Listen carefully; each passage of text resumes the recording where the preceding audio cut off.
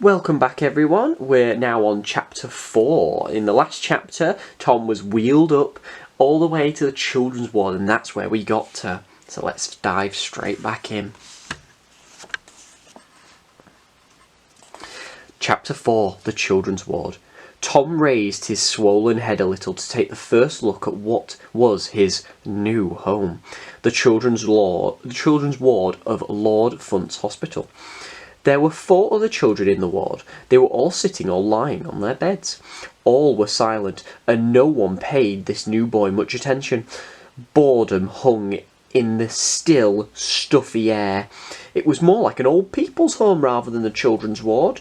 In the nearest bed was a plump-looking boy in an old pair of spotty pyjamas that were too small for him.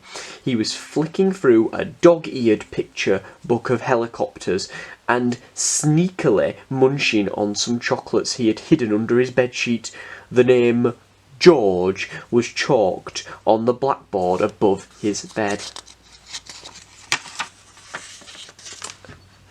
There he is, George reading his floppy magazine with the chocolates under his bed.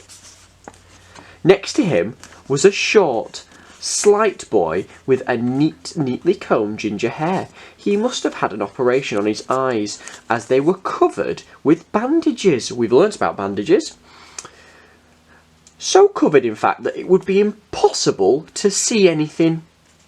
A tall pile of classical music CDs and a CD player was sat on his bedside table.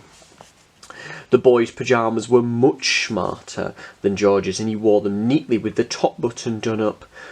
Over his bed, in chalk, was the name Robin.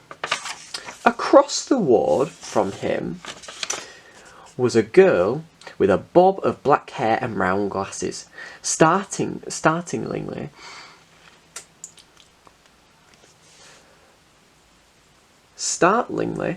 she both her legs and arms in plaster. All 4 of her limbs were being held up aloft by a complex series of pulleys and winches. She looked like a puppet on strings, and her blackboard, the name above it, read Amber. So there she is, with her arms and her legs held together with strings, and she's got them all in cast. She can't move them. Then, in the far corner of the ward, far away from the other children, Tom noticed a sorrowful figure. It was a girl, but it was hard to tell her age, as it looked as if her illness had weakened her. A few wispy strands of hair sat on top of her head. Above her bed was chalked the name Sally. And here she is, Sally. She can't quite tell her age because she's quite unwell, we think, and she's only got a few wispy hairs left. She's got to get well soon, Balloon, as well. Say hello to everyone, young sir, prompted the porter. Tom felt shy, so he muttered, hello, as quietly as he could get away with, without being told to repeat himself. There was a vague murmur of hello in the return, though Sally remained silent. This must be your bed, right here, slurred the porter as he wheeled the trolley over. Expertly, the boy was rolled from the trolley to the bed. Are you comfortable? Asked the porter, plumping up a pillow. Tom didn't answer. It wasn't comfortable at all. It was like lying on a slab of concrete with a brick for a pillow. Even the trolley was more comfortable. It was stupid for Tom to pretend not to hear the porter, as he was standing right next to him. The man was so close that Tom could smell him, in fact. The boy was sure the whole ward could smell him. The man was rather pongy, like he hadn't washed for quite some time. His clothes were tired and worn. His shoes were falling apart, and his work overall was thick with grease and grime. He looked like he might be homeless. So, this is the world's worst cricketer, came a voice. The children in the ward tensed and shivered at the sound. Then a tall, thin lady stepped out of her office at the far end of the room. It was Matron, the senior nurse who was in charge of the ward. Slowly and surely she made her way down the row of beds towards Tom, her high heels clunking on the floor. From a distance, Matron looked like she was beautiful. Her long blonde hair had been sprayed perfectly in place, her face was shiny with makeup, and her teeth were sparkling white. However, when she got nearer to Tom, the boy realised that her smile was fake. Her eyes were two large black pools and a window into the darkness within. Matron's perfume was so sickly sweet it burned the children's throats as she passed by. "You are meant to catch a cricket ball, not header it," said the lady. "Stupid, stupid child, ha ha ha ha." No one laughed except for her. It certainly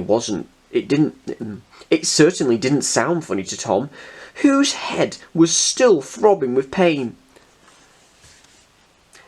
"That cricket ball left a nasty bump, Madam Matron," slurred the porter. His voice was cracking a little, as if he was nervous of seeing the woman.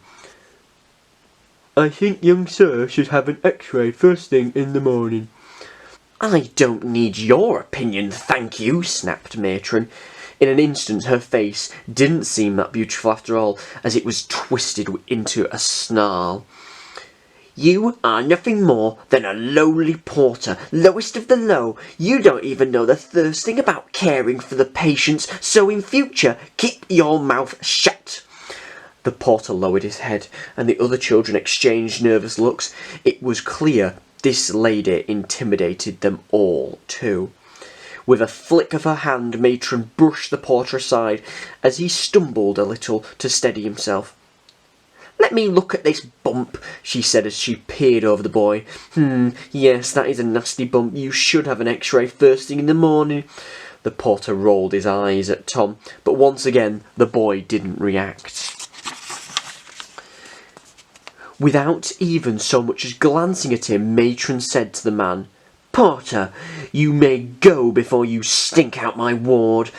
The porter sighed before giving a brief smile, a nod to all the children on the ward. "Quickly!" shouted the woman, and the man limped off as fast as he could, dragging his withered leg behind him. Tom began longing to be back at school. The children's ward seemed an utterly miserable place to be. And that's the end of chapter 5. End of chapter 4. Chapter 5, Prink Frilly Night Dress Boy. It looks like we're going to be in for a bit of a bad time with that, Matron. I look forward to seeing you in the next episode. See you later, everyone.